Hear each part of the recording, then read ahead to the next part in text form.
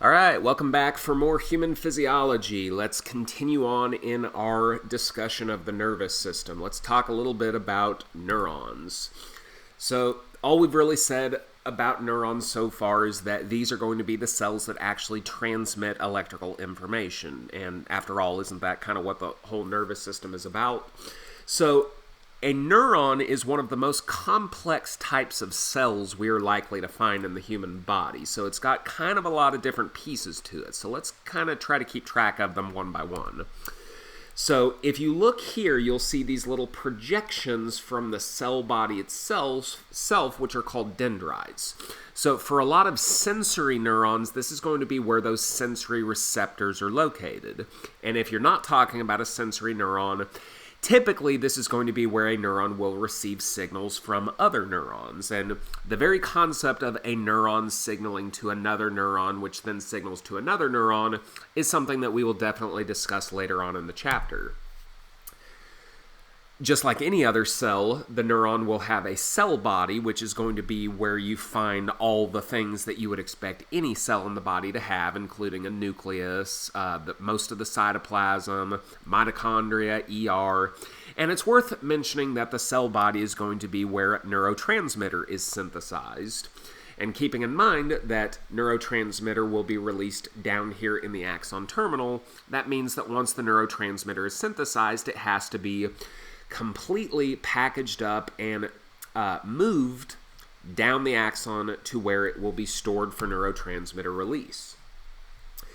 All right, so we're aware of the axon, but look at this part here, kind of where the cell body ends and where the axon begins. Basically, if the neuron were a person, this region here, called the axon hillock, that I'm pointing at right here, is kind of like its neck. It's where the cell body ends and it's where the axon begins. This is going to be a very important region for us because this is going to be the point at which an action potential starts. So this will be very important for us to remember later on. The axon itself carries the electrical information in the form of the action potential, and the action potential is always directed away from the cell body. So if the action potential starts here at the axon hillock, it will always go in the direction towards the end of the axon. You will never, ever, ever see an action potential that goes the other way towards the cell body. Never, ever, ever. The axon terminal is the end of the line, the very end of the axon, and this will be the site of neurotransmitter release once we get the action potential transmitted that far. And then the synapse is the location of a functional connection between the axon terminal and whatever the target cell is meant to be. Now, that target cell is going to be the recipient of whatever information is carried via that neurotransmitter. That target cell may be another neuron, which is kind of what you see here. You can kind of make out the dendrites of the next cell. It could be a muscle fiber. It could be a glandular cell. So that's kind of the thing with neurons. They can send messages to many different types of cells throughout the body. And then we had talked before about the myelin sheath and how it functions to insulate the axon and make sure that we can transmit our electrical information effectively. So you'll notice that in this case, you can see we have an oligodendrocyte, which is providing the myelin here. So that obviously means that this neuron that is depicted here must be in the central nervous system, because as we said before, oligodendrocytes are only found in the central nervous system. But you'll notice here that the myelin sheath only insulates parts, or really most of the axon. You'll notice we leave these kind of bald spots here. Well, those bald spots, those kind of stretches of bare axon that are uncovered by the myelin, actually have a name. They are called nodes of Ranvier, and they are going to be very important later on when we talk about saltatory conduction. So those are all kind of the different anatomical pieces of just any general neuron.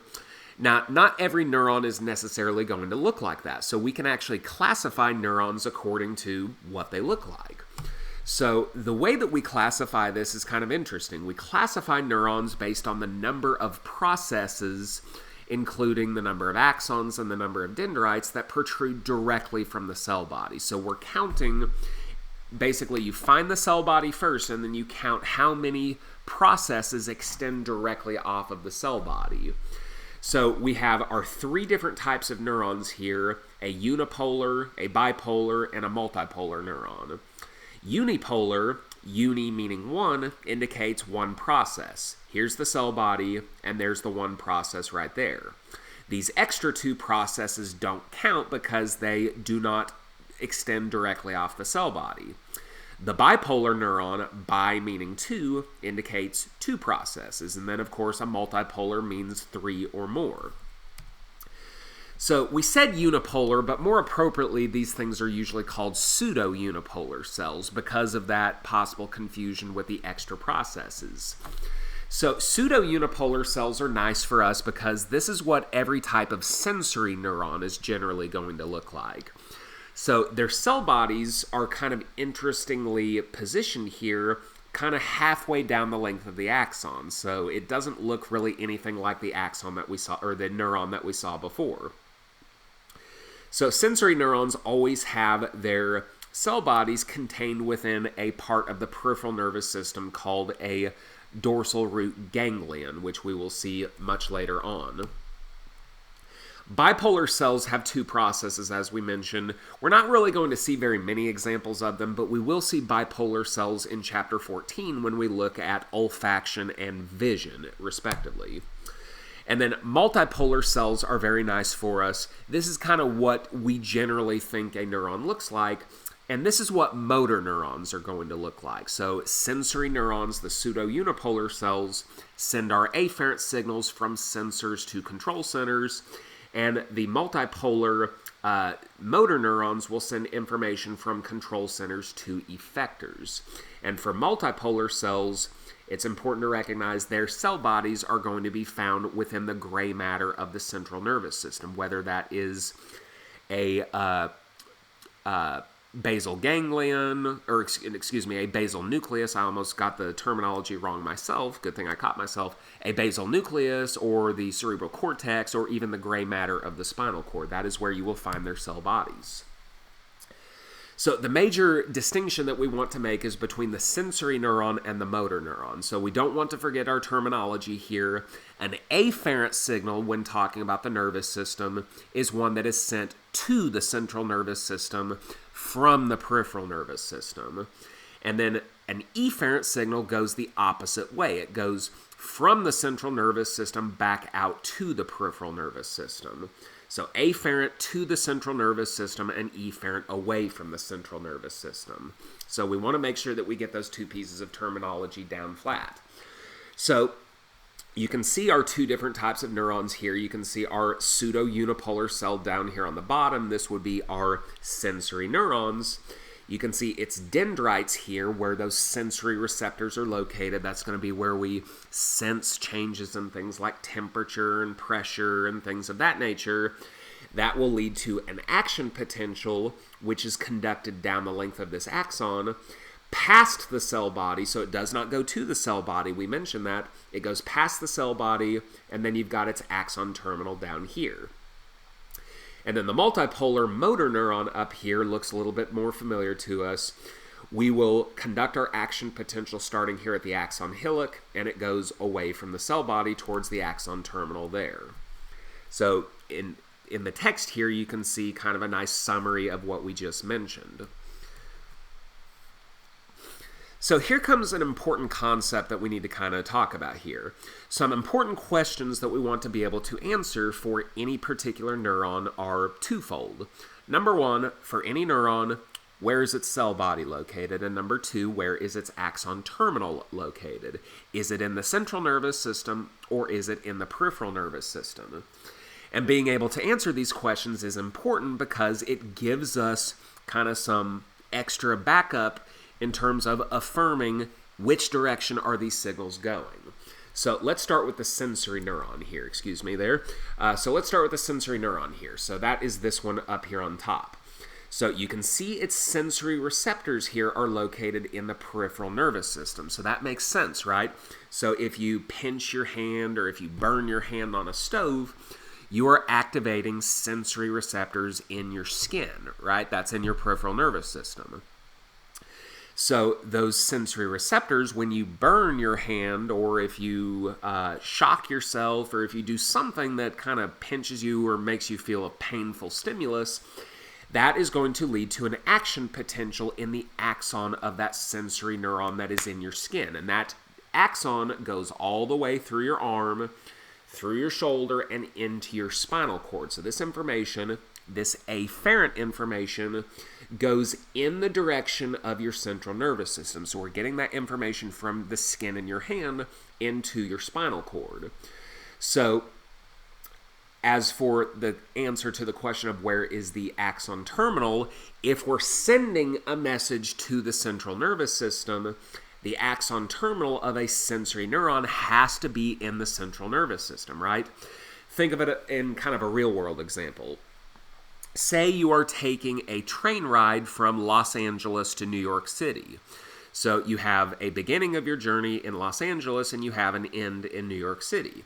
Well, if you're taking a train ride, you want the train tracks to go all the way from LA to New York City, right? You don't want the train tracks to end in St. Louis. That wouldn't make sense because that doesn't get you to your destination. So therefore, the end of the line for the axon here, which is the axon terminal, has to be at the destination, which is the central nervous system. And then, as we already mentioned, the cell body of a sensory neuron is in what is called the dorsal root ganglion. And since we call that a ganglion, it has to be in the peripheral nervous system. Now let's look at the opposite. Let's look at a motor neuron. So ignore these autonomic motor neurons down here. They're a little bit funky, and we'll talk about them in chapter 15. So focus on this motor neuron right here, the somatic motor neuron.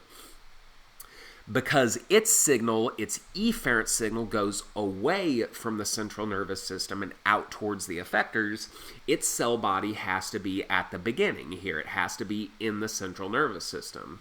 We said that motor neurons tend to be, motor neurons tend to have their cell bodies in the gray matter of the central nervous system. So that's kind of what you see here. But since its destination has to be out in the peripheral nervous system, we want its axon terminal to be out here, synapsing with skeletal muscles or smooth muscle or cardiac muscle, whatever the effector is meant to be. Oh, and then the other thing that I should mention here is that a third type of neuron that we haven't really mentioned yet, called an interneuron, these are a little bit funny in that they are totally located within the central nervous system. Its cell body is in the CNS, its axon terminal is in the CNS. So what interneurons generally tend to do is kind of act as middlemen, or they act to kind of just pass the signal along. So if you have a sensory neuron bringing information in here, it synapses with this interneuron here, and that interneuron can then carry the signal up the spinal cord to go to the brain. So in that case, that interneuron would be located entirely within the CNS. All right, so that's going to do it for this video on neuron anatomy and function. We're going to have so much more to say about neurons later, you're not even going to believe it. But that should just be a nice little introduction into the topic. So join us next time and we will start talking about glial cells.